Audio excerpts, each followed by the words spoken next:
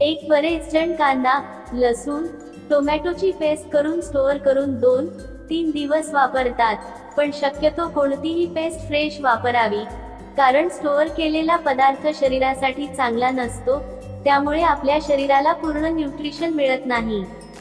2 मसाल्याच्या भाजीसाठी कांदे भाजताना डायरेक्ट गॅसवर भाजण्यापेक्षा कांदा बारीक चिरून तव्यावर भाजावा। डायरेक्ट गॅसवर भाजल्याने गॅसमधून येणारे केमिकल्स आपल्या शरीरासाठी घातक असतात। तव्यावर भाजल्याने थोडा गॅस जास्त होतो, पण आपले आरोग्य चांगले राहते।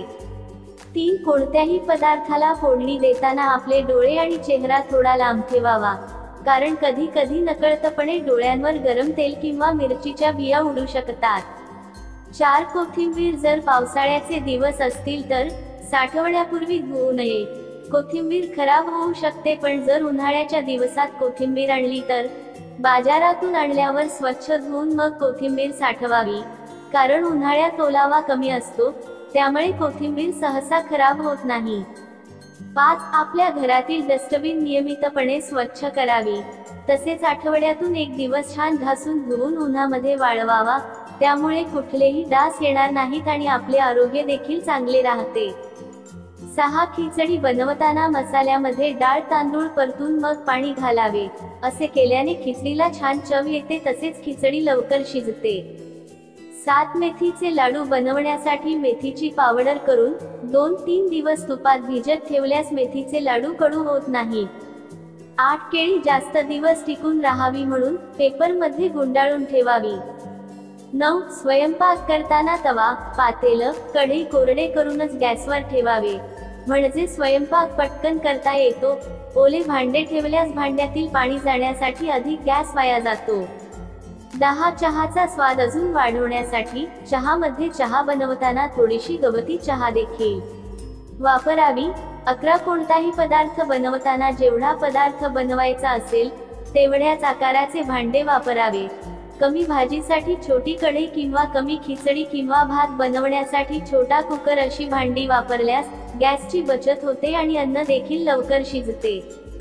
12 जर तुमची रोगप्रतिकारक शक्ती कमजोर असेल आणि तुम्ही काम करून लवकर थकत असाल तर तुम्ही चिंच खावी, कारण त्यात विटामिन बी आणि अँटीऑक्सिडंट गुणधर्म असतात, यामुळे थकवा जाणवणार नाही आणि रोगप्रतिकारक शक्ती सुद्धा वाढेल।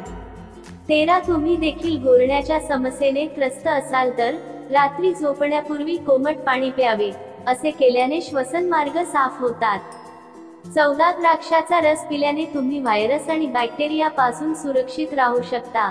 अशक्तपणा किंवा शरीरात रक्ताची कमतरता असल्यास द्राक्षाचा रस सेवन केल्याने फायदा होतो।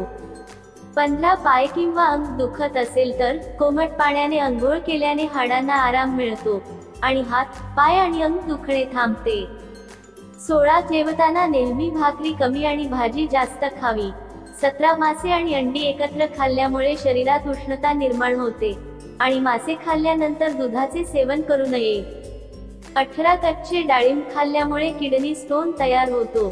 19 मध जिभेखाली ठेवल्याने मेंदू तीक्ष्ण होतो। 20 खोकला जास्त वाढत असेल तर गोड पदार्थ खाऊ नये, नाहीतर घसा खराब होऊन बोलणे कठीण होईल। संपूर्ण व्हिडिओ पाहिल्याबद्दल तुमचे खूप खूप धन्यवाद। वरील टिप्स तुम्हाला उपयोगी वाटल्या असतील तर व्हिडिओला लाईक नक्की करा, त्यासोबत आपल्या फ्रेंड्स फॅमिली सोबत शेअर करा आणि अशाच नवनवीन माहितीसाठी आपल्या एकवीरा किचन या चॅनलला सबस्क्राईब नक्की करा।